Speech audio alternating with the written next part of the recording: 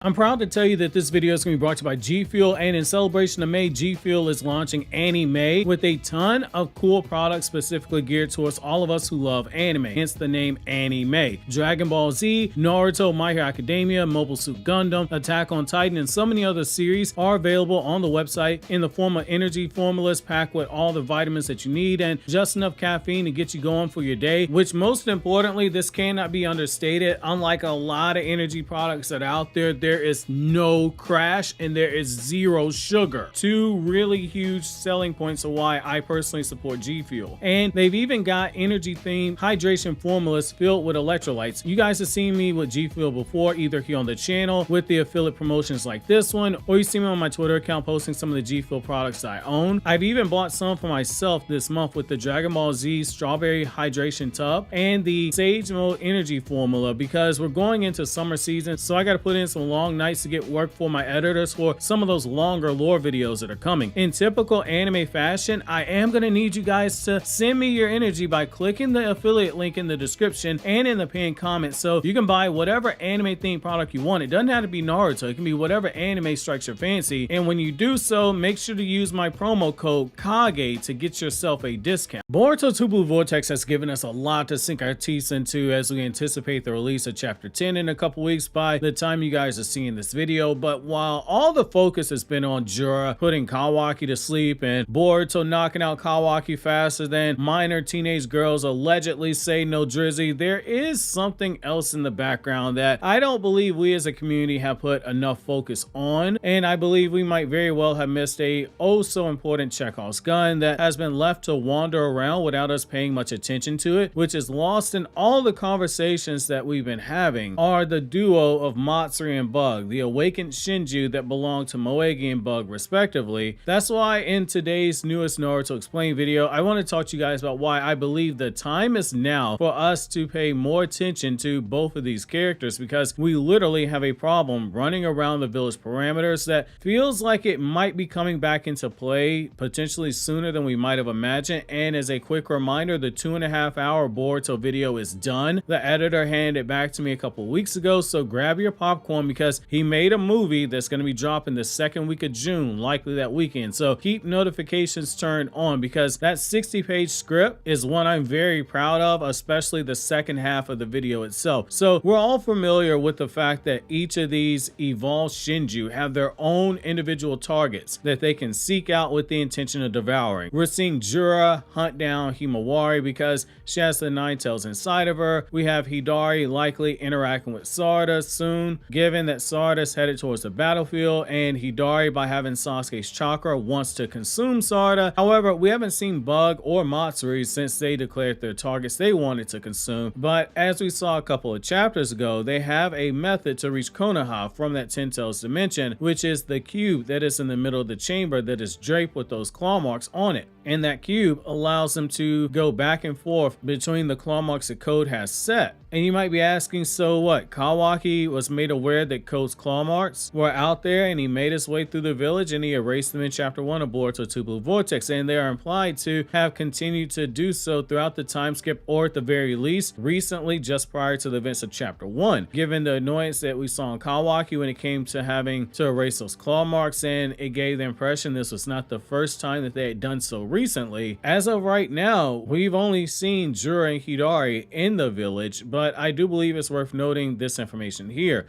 We can't rule out the possibility of Matsuri or Bug going for Konohamaru or Ada in this volume or in the next volume, and the reason why is that the seeds have been planted for a messy outcome. And just for clarification, when I say messy, I don't mean that as a bad thing. I mean, as a writer, you want to muck up the story in the sense that you have conflict brewing in the background that throws off readers when they finally sink their teeth into it, because it opens up the door for a perfectly executed bait and switch where you can keep your foot on the gas while keeping readers from getting burned out with ongoing things and anticipating the return of said things that they just experienced. It's one of the things from the war arc, which while I do have a lot of issues with the war arc, the one thing that I cannot critique is the fact that Kishimoto did a masterful job when it comes to what I'm suggesting here. Just when you got used to one battlefield, he switched over to another with higher stakes, or he switched to the seemingly tedious training of Naruto only to throw a loop by having Naruto learn about after war, and then he threw us for a loop again by making even more powerful Edo Tensei like Gaara's father and the third Raikage and the real Madara arrive on the battlefield. The gears, they kept getting shifted all throughout that arc. While there were some low points, like say Hanzo versus Mifune, which is mid as hell in the manga, that was an absolute snooze fest, the highs, they were still high, and I believe we have potential for the same thing here. Right now, we are so focused on Jura chasing Himawari and Kawaki, having a hard-on for Boruto, but we know that Sarada versus Hidari is creeping up, but that leaves us with Bug and Matsuri making their move. The claw grime that was used to get Jura and Hidari is still out there. When we last saw it, nobody picked up on its presence, and Konoha was so focused on Jura and Hidari walking through the front gates that nobody asked, hey, how did they arrive here? Ada, she filled in Shikamaru, but there is a potential problem there. We don't know how far back Ada used her Sharingan to watch, but staying in character with her, what's the one complaint that she's always had with her Sharingan? She specifically says she gets bored watching things with her Sharingan, and we see her cut off her dojutsu midway through scenes because she's lost interest. We didn't see which direction the claw grime was running, but it was running past the village, and I believe that might be our clue as to what's coming next. That home that Ada, Damon, and Mitsuki are located at outside the village, that might be the destination. Shikamaru and Konoha, they specifically paid off the person who lived there to get the property for as long as needed, and Shikamaru wanted to keep Boruto, Kawaki, Ada, and Damon as far outside the village as possible to avoid what he referred to as being one of the bomb brats in Boruto and Kawaki from going off. It was a precaution that he and Naruto took, which at the time it made a lot of sense. However, it's not beyond reproach to suggest that the claw grime might have been headed to that location since it is already outside of the village, which that would explain why it was running past the village gates.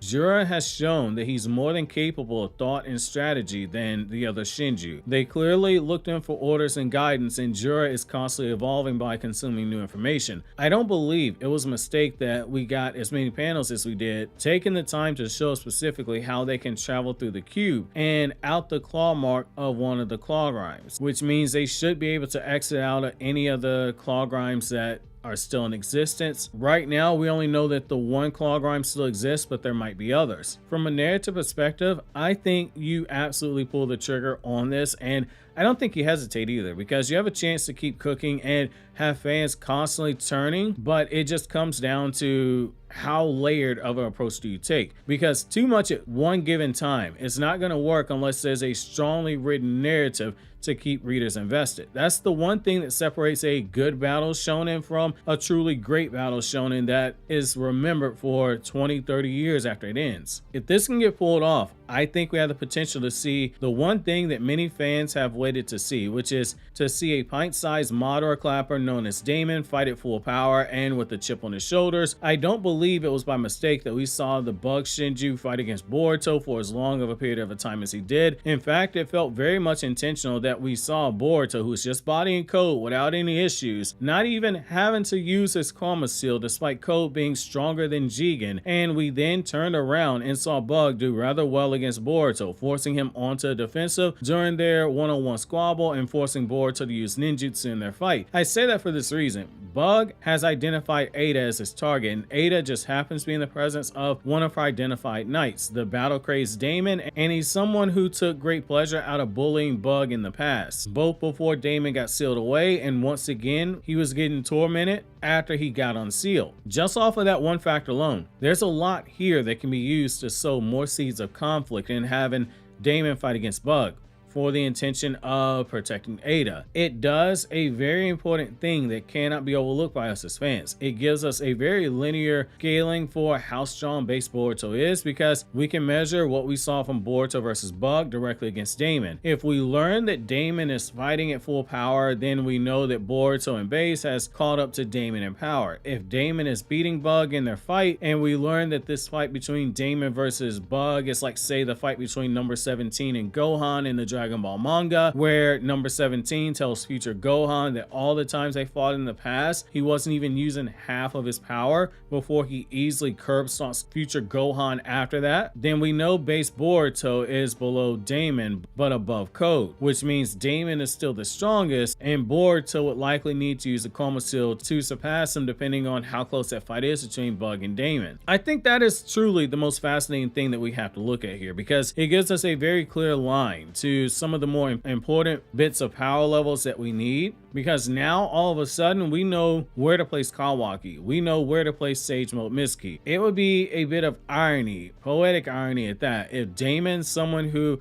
has never been able to fight at full power, suddenly has to use full power in a fight with a guy who he used to bully religiously like there was no tomorrow. It would be the biggest form of payback. And honestly, it would be hilarious to see Damon in that position, potentially getting pissed off because for the first time in his life, he isn't just fighting at full power. He's potentially fighting someone strong enough to make him feel the one thing he hasn't ever felt before in the Boruto Naruto Next Generation story or the Boruto 2 Blue Vortex story, which is a feeling of fear. It makes you think of all the memes of the deer holding the rifle and pointing it at the hunter, who suddenly looks very scared in a lot of those memes. It's a trope that is old as mankind itself, that the weak and the bully get power and then they get even with the ones who once bullied them. That nerdy kid from high school that everyone picked on ends up being the boss of the owner of the company that the jock works at that once bullied them. It'll be fascinating to see the way this plays out. Should Bug at the very least be going towards that home that they're staying at? As for those of you guys who are wondering about Konohamaru and Konohamaru's fate, we saved him specifically for the end of the video because he's getting one tap faster than you can one tap this video on the screen.